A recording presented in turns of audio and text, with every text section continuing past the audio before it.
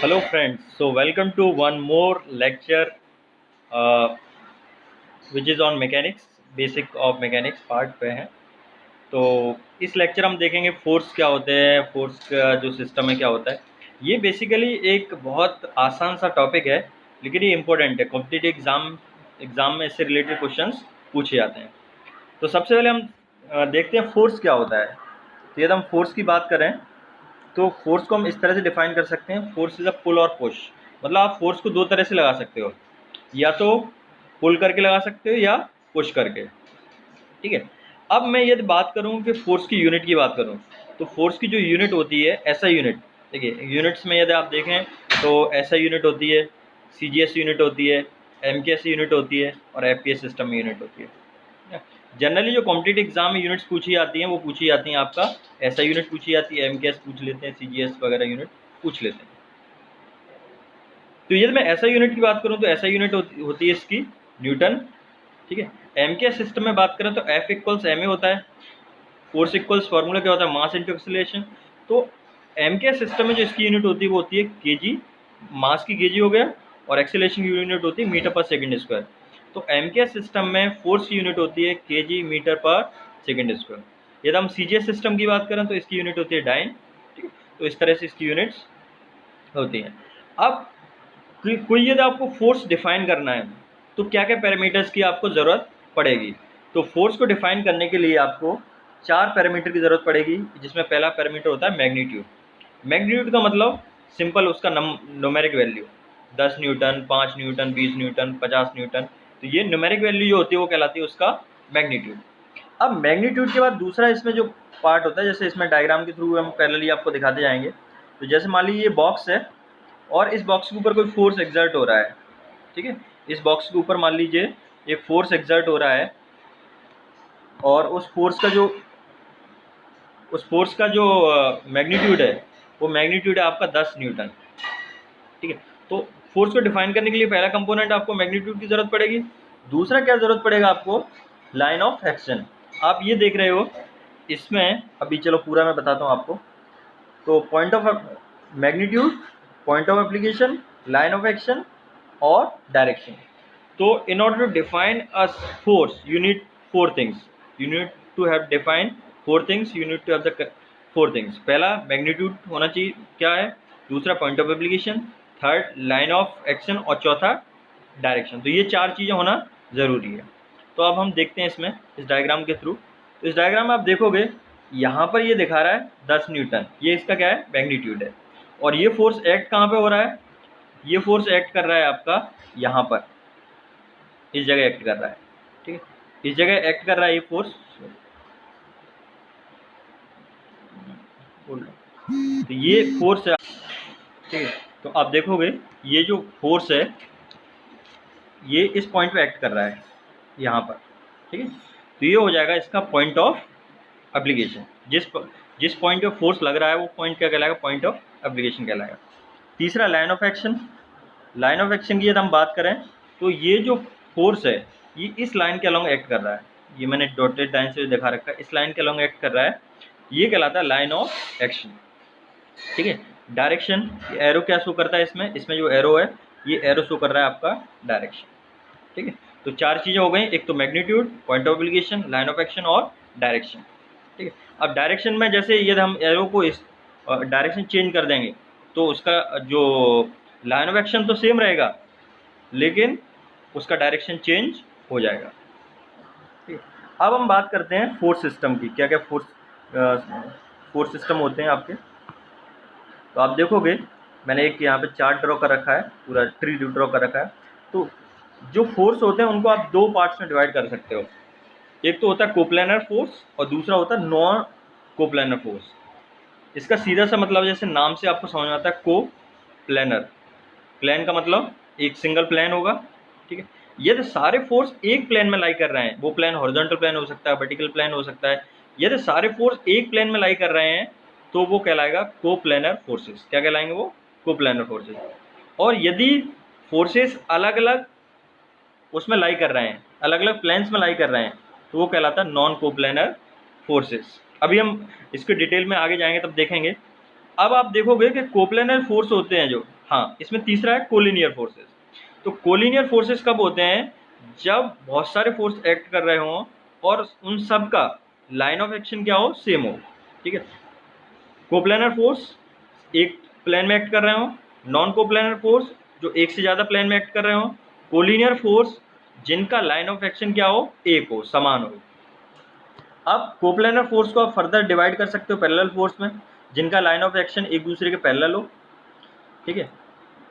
दूसरा concurrent forces. Concurrent forces वो होते हैं, अभी इनका डायग्राम के थ्रू समझेंगे, जिनका पॉइंट ऑफ एप्लीकेशन क्या होता है, सेम होता है। बहुत सारे फोर्सेस एक ही पॉइंट पे जब एग्जर्ट होते हैं, एक्ट करते हैं, तो उसको बोलते हैं हम कॉन्करेंट फोर्सेस। इसी तरह नॉन कनकरेंट फोर्सेस, कनकरेंट का उल्टा, जब पॉइंट्स सारे फोर्स एक प्लेन में एक्ट कर रहे हो लेकिन उनका पॉइंट ऑफ एप्लीकेशन क्या हो, डिफरेंट हो, अलग अलग हो, तो इस तरह के फोर्सेस कहलाते हैं नॉन कनकरेंट फोर्सेस। अब इसमें जैसे ये वाला आप देखें, इस वाले में नॉन पैरेलल फोर्सेस में तो इसके भी टाइप्स हैं।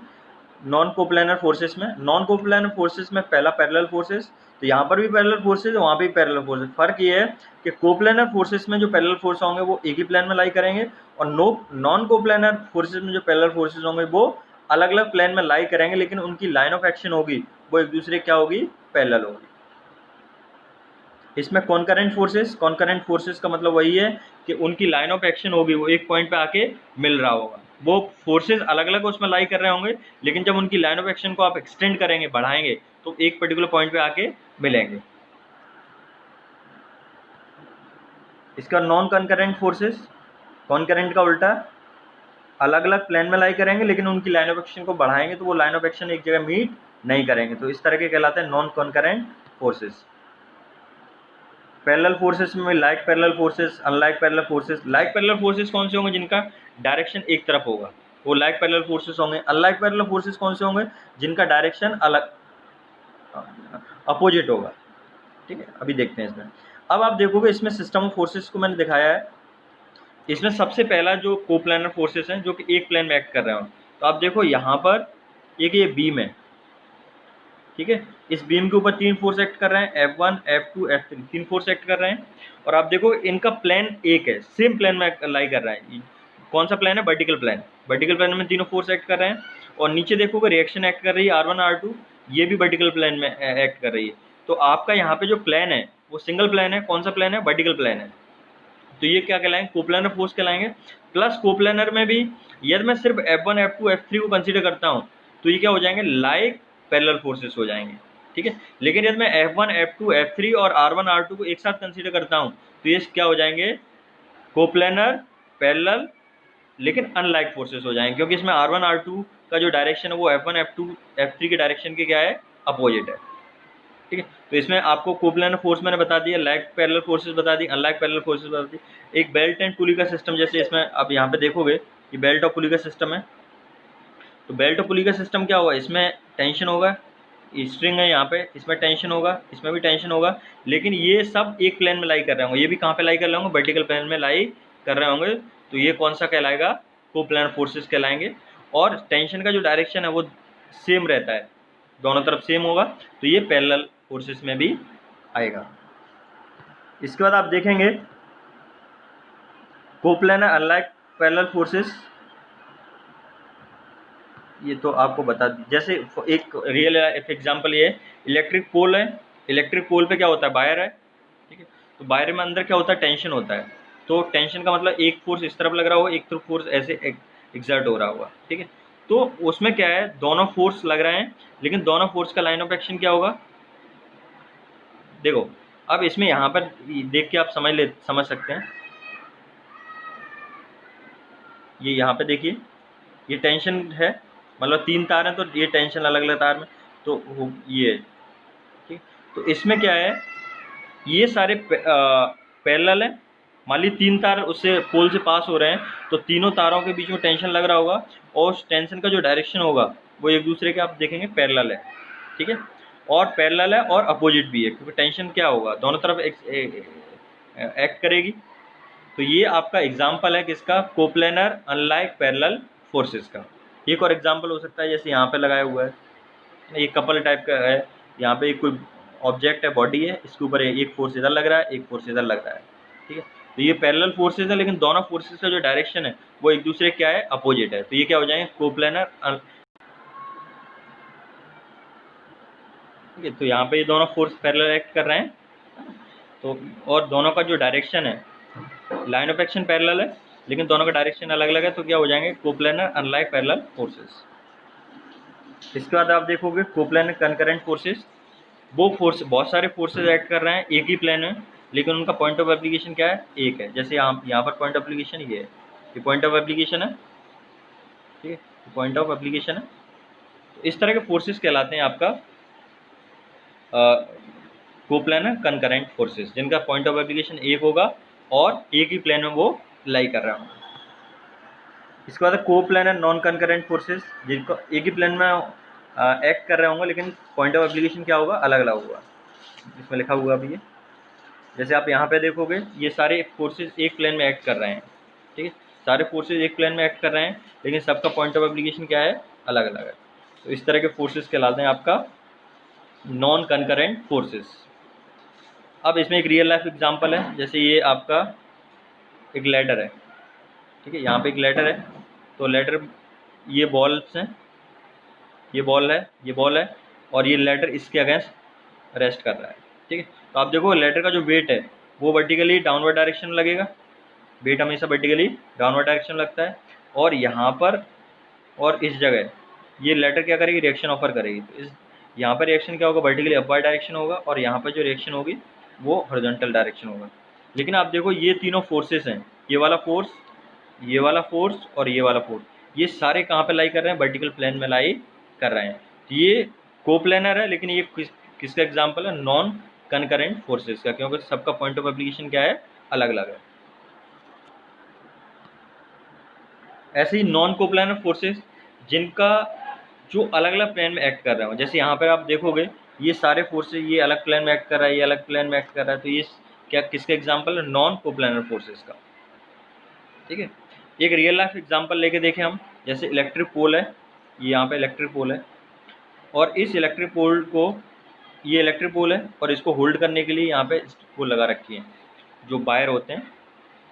तो ये 3 या 4 तरह से तरफ वायर लगे होंगे। तो आप देखोगे इन सब का जो प्लेन होगा वो अलग अलग होगा, अलग अलग प्लेन में ये लाई कर रहे होंगे। तो ये किसका एग्जाम्पल है आपका, ये नॉन कोप्लेनर फोर्स का एग्जाम्पल है। लेकिन आप देखोगे इन सारे फोर्स का जो पॉइंट ऑफ एप्लीकेशन है वो कहाँ पर है, यहाँ पर होगा टॉप, ठीक है। तो ये नॉन कोप्लेनर है, लेकिन ये क्या कहलाएंगे, कनकरेंट फोर्सेस कहलाएंगे, क्योंकि सबका पॉइंट ऑफ एप्लीकेशन क्या है, एक है। अब आप देखो कोलिनियर फोर्सेस मैं बता चुका हूँ, वो फोर्सेस जिनका लाइन ऑफ एक्शन क्या होता है, समान होता है, ठीक है, पॉइंट ऑफ एप्लीकेशन अलग अलग होगा लेकिन लाइन ऑफ एक्शन क्या होगा, एक जैसा होगा। तो आप देखोगे यहाँ पर ये F1 है, F2 है, F3 है, F4 है, इन सारे फोर्सेस का पॉइंट ऑफ एप्लीकेशन तो अलग अलग है लेकिन लाइन ऑफ एक्शन क्या है, एक है, सेम है, ये लाइन ऑफ एक्शन है।